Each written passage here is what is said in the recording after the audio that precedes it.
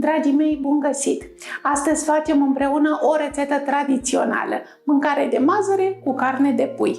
Puteți folosi mazăre proaspătă dacă e sezonul ei, dar dacă nu, și mazărea congelată este o opțiune excelentă. Păstrează culoarea, păstrează textura, păstrează nutrienții, mâncarea iese foarte gustoasă și cu mazăre congelată. Nu vă recomand, în schimb, să folosiți mazăre din conservă la mâncarea aceasta, pentru că e deja fiartă, aceea este potrivită mai mult pentru salate. După gusturile mele, sunt 3 condimente care definesc mâncarea de mazăre.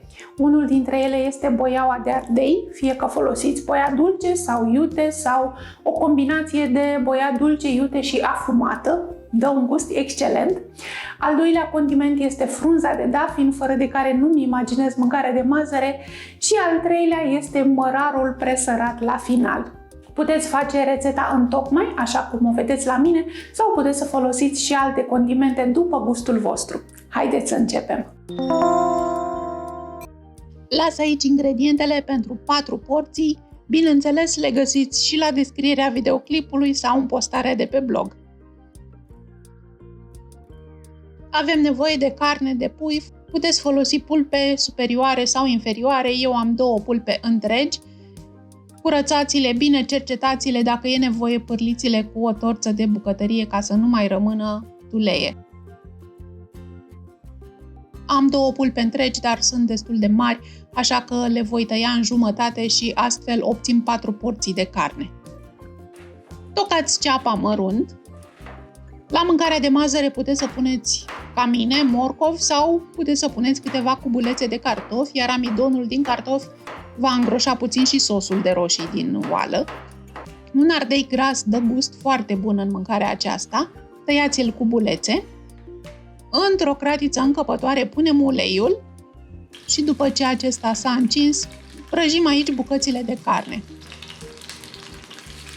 Presărăm sare și piper și prăjim carnea pe ambele părți. Nu vrem să o gătim de tot, ci să se rumenească puțin. Scoateți carnea pe o farfurie și păstrați-o deoparte cât timp călim legumele. În uleiul care a rămas în cratiță, călim ceapa, morcovul, dacă folosiți morcov și nu cartof, și bineînțeles și ardeiul gras îl călim tot aici.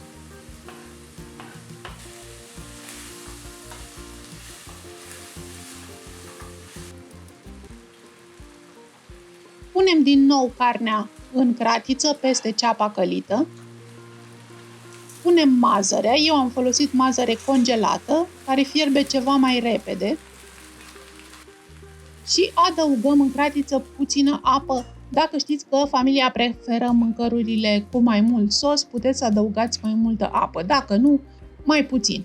Eu am pus 200 de ml de apă. Condimente. O linguriță de boia de ardei și dacă aveți, puteți să combinați boia iute cu boia dulce și cu boia afumată. Dacă nu, puneți orice fel de boia aveți, pentru că boiaua nu trebuie să lipsească din mâncarea de mazăre. Ea dă și culoare, dă și gust. De asemenea, frunza de dafin nu trebuie să lipsească din mâncarea de mazăre și, bineînțeles, sare și piper. Dacă nu ați avut boia iute și totuși vreți ca mâncarea să fie ușor picantă, puteți adăuga câțiva fulgi de chili. Mai aranjăm puțin lucrurile în tigaie și lăsăm mâncarea să se gătească, acoperită cu un capac pentru 20, 25, maxim 30 de minute. La mine, după 20 de minute, lucrurile arătau cam așa.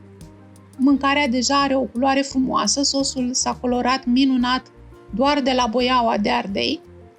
Încercați carnea și vedeți dacă e suficient de bine gătită sau trebuie să o mai lăsați. Și de asemenea, o linguriță gustați și câteva boabe de mazăre ca să apreciați cât sunt de bine fierte. Dacă pulpele s-au gătit suficient și dacă și mazărea e bine fiartă, este momentul să adăugăm roșiile. Chiar dacă nu e vară când fac mâncarea aceasta, îmi place să o fac cu roșii proaspete, chiar dacă sunt, de fapt, roșii sherry. Dacă aveți roșii proaspete, tăiați-le cu bulețe și adăugați-le în cratiță. La fel de bine puteți să folosiți și cuburi de roșii din conservă sau un suc de roșii de casă făcut de voi. Puteți folosi și bulion, deși e puțin cam concentrat, aduce culoare, dar nu are aciditatea roșiilor și nu aduce nota de prospețime și nu aduce nici textură în mâncare. Puneți capacul și mai lăsați mâncarea cât să fiarbă și roșiile 10 minute la foc mic. Mâncarea de mazăre este gata, miroase atât de frumos, arată minunat, are atâtea culori vii și cu toate că e făcută cu mazăre congelată, pe cuvânt că are aromă de vară. Dragii mei, sper să încercați rețeta mea de mâncare de mazăre cu pulpe de pui și vă aștept în comentarii să-mi spuneți cum a ieșit. Ne revedem curând cu o nouă rețetă. Până data viitoare, vă îmbrățișez cu drag. Numai bine!